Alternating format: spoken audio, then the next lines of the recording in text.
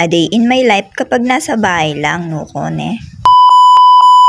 Ayan, so for today's video nga guys, ito nga pala ang ganap ko sa bahay guys kapag hindi ako nakakapagtinda sa Tiangge. Halos 6 AM pa nga lang guys ay nagigising na talaga ako para makapagluto ako ng almusal ni Mr. Tanong ko lang guys kung required ba talaga kapag bagong gising ay nag-beautifulize ka, no kone. Ganun kasi ako talaga madalas minsan guys kapag bagong gising, charis. Ayan, at after I woke up nga guys at I stand up naman. Every morning ay gising nga guys ay umiinom ako ng tubig. Healthy living nga guys, you need to drink your water for every morning. Hello my Tommy. You understand me? Sorry for my English speaking. Charis no kone. Ayan, at magluluto na nga pala ako guys ng pang-almusal. Iluluto ko nga pala guys yung nabili kong talong kagabi at saka yung tinapa. At sinangag ko na nga rin pala guys yung kanin. Ayan, at pagkatapos ko nga magluto guys I just toothbrush my yellow teeth, no kone. Nagising na nga pala guys yung baby ko. Umiiyak pa nga siya dyan kasi inaanap niya ako. Akala niya umalis ako, no. Pagkatapos ko nga pala magluto guys ay umalis muna kami. Magi-stroll muna kami sandali. Charis. Ay bibilin lang kami guys sa labas at bibili muna kami ng ulam pang lunch. Ayan nga guys si Aling maliit at nakakuha na agad siya ng party niya.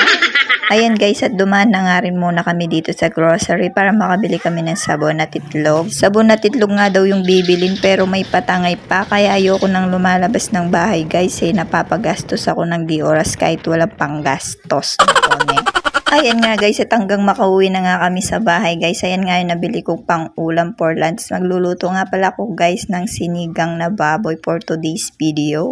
Ayan nga guys, at naisipan ko nga magluto ng sinigang na baboy ngayon. Para naman kasi maiba naman. Kasi madalas yung inuulam namin guys ay lutong ulam na talaga. Ganun talaga guys, minsan kapag nagtitipid ako, kailangan natin magtipid sa panahon ngayon. Lalo na guys kung sakto lang yung budget natin. Minsan pa nga kinukulang kaya napapautang tayo ng di oras, no. Wala naman kasi tayong choice guys kapag gipit napapalapit tayo sa utang. Charis.